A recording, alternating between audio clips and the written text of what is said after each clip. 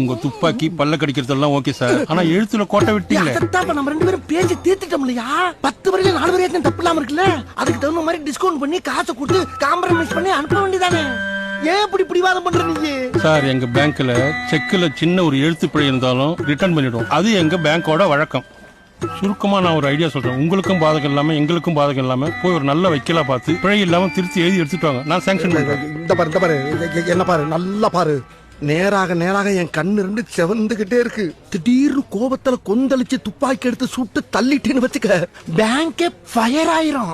அங்க பாரு, பொம்பளை பிள்ளைங்க வேலை பாக்குது. ஒரு மனுஷனை வந்து கொதிக்க விட்டு பிரச்சனை ஆக்கிறது வேண்டாம். நல்ல பக்திமானா இருக்க, கொஞ்சம் கூட பயப்படாம பேசிக்கிட்டா ஒரு ஒரிஜினல் துப்பாக்கிக்கு ஒரு மரியாதை வேணாமாயா? ஐயா ஏப்பா, சாருக்கு பேங்க் ரூல்ஸ் அண்ட் ரெகுலேஷன் தெரியல. அவர் கூட்டு போய் புரிய வைங்கப்பா. வாங்கண்ணே போலாம். எலிசா வாங்க சார் போலாம். டேய் நில்லியா நில்லு. வெள்ளை அடிக்க வந்துக்காரான் வெள்ள. இவரை நம்பி நில்லுங்கடா. என்னடா என்ன தனியா விட்டுட்டு வர்றீங்க? என்னண்ணே நீ ஒழுங்கா எழுதுறதுக்கு தப்பா எழுதுற, மூஞ்சிய ரப்பா வைக்கிறதுக்கு அதுவும் தப்பா வைக்கிற. ரப்பா தானடா வச்சிருந்தேன். இல்ல சார், வர மூஞ்சலி மாதிரி இருக்கு. மூஞ்சலி மாதிரி இருக்கா? ஏண்டா டேய், நல்ல மலை குரங்கு மப்டியில் வந்த மாதிரி இருந்துகிட்டு என்னைய மூஞ்சலிங்கிறியா நீ? நாக்கு தவள மாதிரி வெளியே தவி. ஹலோ, இந்த ஸ்லிப்பை மேலேயே வச்சுட்டு வந்துட்டீங்க.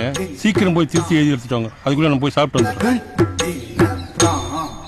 பாத்தியானே எவ்வளவு டீசெண்டா நடந்துக்கிறாரு. நம்ம கரெக்டா எழுதி கொடுத்தா பணம் தரமாட்டேன்னு சொல்ல போறாரு. தப்பு பூரா நம்ம மேல வச்சுக்கிட்டு அவரு தப்புன்னு சொல்றது தப்பு சார். நாயும் அவரு பக்கத்துல இருக்கு சார். நியாயம் அவன் பக்கம் இருக்கா?